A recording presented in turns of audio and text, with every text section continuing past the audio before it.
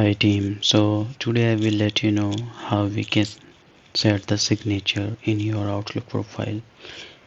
So let's go to open the Outlook, and we have like 2-3 options we can set the signature in your Outlook profile. So simply I will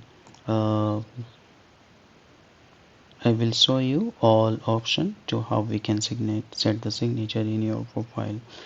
Click on new emails, and here is the option we can set the signature. Click on notepad pen and click on signature, and we can create new signature. Click on new, and like text one, we can set type here and copy paste as you wish.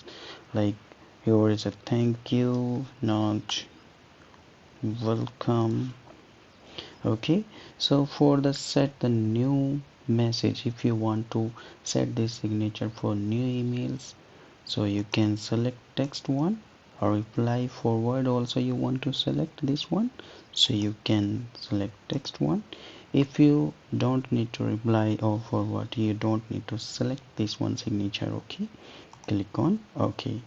And second option, like if now I will test you, click on new emails, then it will become for new emails, and checking on reply, like if I want to reply, that option will become automatically signature also in reply and forward that emails.